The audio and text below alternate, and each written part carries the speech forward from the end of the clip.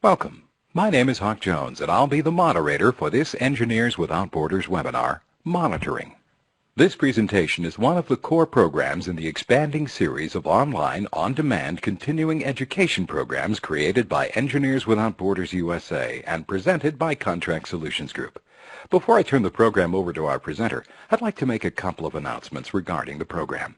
As our program begins, you'll notice the program itself will fill the majority of your computer screen. On the lower left of your screen, you'll see a Pause Play button. If for any reason you need to pause the presentation, click once on the Pause button. To restart the program, simply click on the play arrow that will appear in the same place. If you should need technical assistance, please click on the email link for client services at Contract Solutions Group located on our website pages. Or you may call us for assistance from 7 a.m. Pacific Time until 4:30 p.m. Pacific Time, Monday through Fridays. If you are disconnected from the webinar due to local internet issues, simply log back in through the Engineers Without Borders website and restart the program. After the program, you'll be taken directly to the attendance reporting page. It is very important that you complete this short form and submit it immediately upon completion of the program to receive full credit for your participation in this program. If this step is bypassed, neither you nor your chapter will receive credit. Now, it's my pleasure to introduce our presenter for the program, Tiffany Martindale, Project Manager with EWB USA. After earning her B.S. in Architectural Structural Engineering from Cal Poly San Luis Obispo, Tiffany joined the Peace Corps and served as a woodless construction volunteer in Nigeria, where she was responsible for overseeing construction of rural building projects using sustainable roof systems. While there, she also worked and trained with masons to develop a marketing program to promote the use of this technology in their respective regions. She uses those same training skills in her role as a project manager with EWB USA, providing insightful guidance and technical assistance to volunteer chapters throughout the assessment, design, implementation, and monitoring process to ensure that EWB USA projects are sustainable and of high quality. Tiffany, I'll turn the program over to you. Thank you, and welcome to the How to Complete the 530 Pre-Monitoring Report webinar. This webinar is intended to give you guidance on what we'll be looking for when we review your 530 report. Please note that this report is only used when the trip you are taking is solely to monitor past implemented projects. If you're doing any assessment work or implementation work, you should be submitting the 521 or 525 reports, respectively. Our mission is twofold. First, we support developing communities' initiatives to meet their basic needs by providing engineering expertise. Secondly, we train today's up-and-coming engineers on the engineering process with hands-on projects that affect real people. And our vision is a world in which the communities we serve can meet their needs on their own in a sustainable way. Through this webinar, we hope to share enough information to allow you to successfully complete the pre-monitoring trip report. This will include a brief background of our program, why you should plan a monitoring trip, what you can expect to achieve, the type of data you can gather to help you monitor your projects, our process for reviewing the report you submit, and what we're looking for when we do so. Because we have so many different types of projects implemented at EWB USA, we will not go over exactly how you should complete the 530 report for your specific project type. There is a document of instructions on how to complete each section on the website that accompanies the report template. Once you sign in to the member pages, go to the Project Process tab at the top of the page, then click on Sourcebook Downloads on the right rail of the page, then scroll down to the 530 instructions and template files. These should be helpful as you develop your report. We view it as an organizational responsibility to ensure that all of the projects we implement are of high quality and are long-lasting for the communities we're working with. As part of EWB USA, you too are responsible for making sure your projects meet these standards. Although your team is focused on your specific project right now, it might be helpful to know you're a part of something much bigger. The organization currently has over 12,000 members in over 250 chapters working on over 400 programs, each with multiple projects within it, in 45 different countries. To oversee the volume of these efforts, we have 4 project managers on staff. The project managers are responsible for reviewing the project plans and approving work to continue on these many different projects when the appropriate standard of quality is met. With the sheer volume of projects being proposed each month, we have to be sure as an organization that our projects meet our standard of quality before they go out the door. This requires a significant effort on the part of the chapters and our PM staff to provide quality reviews through the design phases. Our project process has been developed to follow the standard engineering method of identifying the problem, assessing resources and challenges to the solutions, designing an acceptable solution with the stakeholders for the project, and finally, building the project. Our project process includes quality reviews at each phase of the aforementioned engineering method of project implementation. Each of the bullets here lists a report that is submitted at the associated phase. With each submittal, the chapter will engage in a discussion with their assigned project manager to describe the status of the phase of design they are in. After construction is complete, we expect that our chapters continue with their commitment to the community to implement a sustainable project and that they will monitor their implemented projects over time. This report is designed to give the project manager an idea of how the chapter plans to do that. The associated 531 is a post-trip report. It is outlined very similar to the 522 post-assessment report, and it is not covered in this webinar. So why take a monitoring trip? Well, without feedback from our chapters on how their projects are performing in the field, we have no way of knowing what kind of impact we're having on the communities with which we work. In order to report this status, the chapter will need to visit the community to confirm the viability of the project now that it is in the hands of the community. Are they able to finance the maintenance? Do they have a leadership structure in place to manage operations and maintenance? Is the project functioning as it was designed to, or is it falling short of that goal?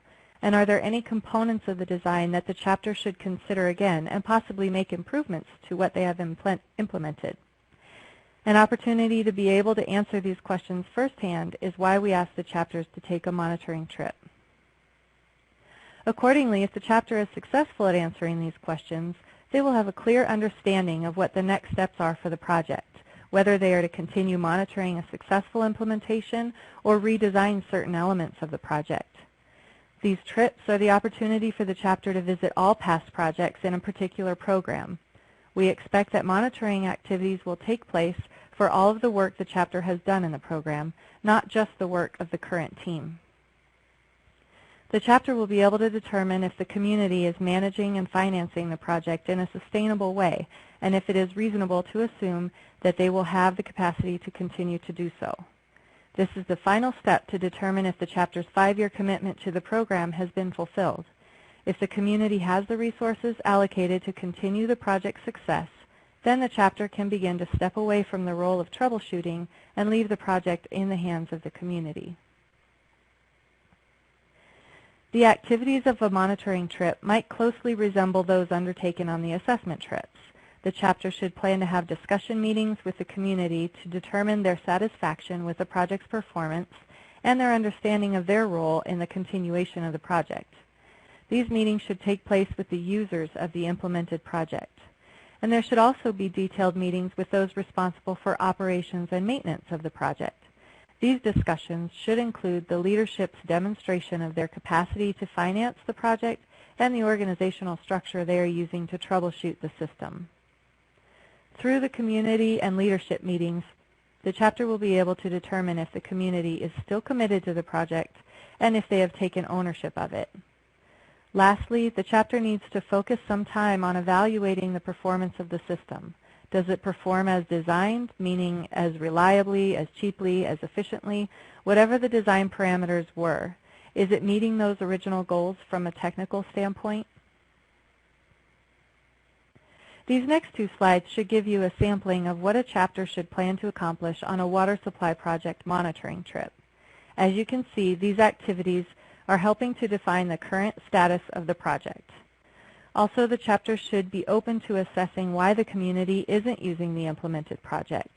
This might lead to future work if the identified problem hasn't been resolved with your project. The chapter will want to assess the conditions of the express need now that the project is implemented, and how have things changed. On the technical side, the chapter will want to perform a thorough investigation of the infrastructure components. This is to make sure that maintenance is happening or provide guidance on what maintenance is not getting done. With any project, you'll want to learn about how the community is taking responsibility for associated costs and who is in what role to maintain the project. Lastly, if this was a water supply project, does the community now need the supply to be treated? This is where you're determining if there is another project that the community is interested in to complete the system. So you can see that there is a lot to accomplish in a week or two in order to effectively monitor your project.